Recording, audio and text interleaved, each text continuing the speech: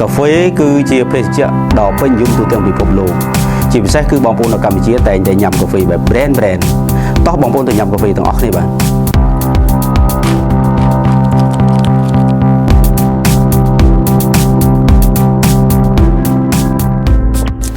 ាទហេតុអីបានជាយើងត្រូវញ៉ាំកាហ្វេវ៉ែល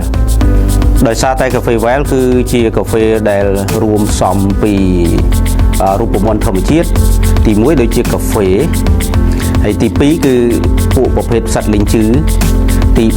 3ថាំងឆាវទី4ស្លឹកជាវកូឡាទី5ស្លឹកបេះគួយទី6ដើមដំបងយក្សទី7គឺ screamer អញ្ចឹងដោយសារកាហ្វេរបស់យើងគឺយើងមានកាហ្វេ18% ហើយនឹងមានកាហ្វេ aroma 1.20% សារធាតុកាហ្វេគឺវាជាកាហ្វេមួយដែលវាធ្វើឲ្យជំនួយដល់បេះដូងហើយនឹងវាជួយបញ្ហានៅ stress ផ្សេងៗដែលធ្វើឲ្យយើងញ៉ាំហើយវាស្រឡះខួរក្បាលហើយដូចជាមួយទៀតពាក់ព័ន្ធនឹងផ្សិតលីងជឺ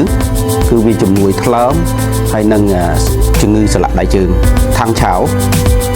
វគឺវាជួយដល់តម្រងនោមនិងសមត្ថភាពប្រូតេអ៊ីនស្លឹកជាវកូឡាគឺវាជំនួយដល់ចលនាបេះដូងនិង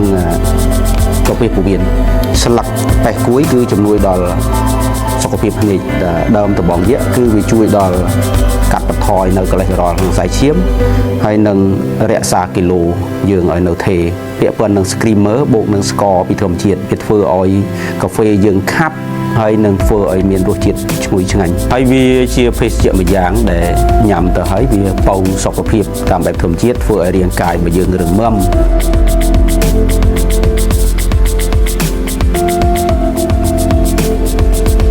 ខ្ញុំបានញ៉ាំកាហ្វេចិត្តក្នុងករណីដែលយើងធ្វើការកន្លងមកខ្ញុំបានញ៉ាំកាហ្វេជារៀងរាល់ថ្ងៃក្នុងរយៈពេលមួយថ្ងៃមួយកែវឬក៏2កែវ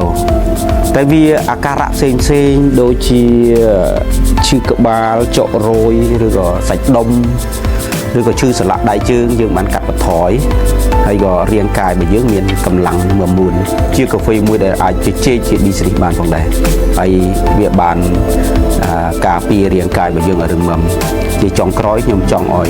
បងប្អូនទាំងក្នុងស្រុកនិងក្រៅស្រុកបានញ៉ាំកាហ្វេវ៉ែលទាំងអស់គ្នាបែបរូបមន្តធម្មជាតិហើយជួយការពារថែទាំសុខភាពរាងកាយឲ្យរឹងមាំទាំងអស់គ្នាអរគុណ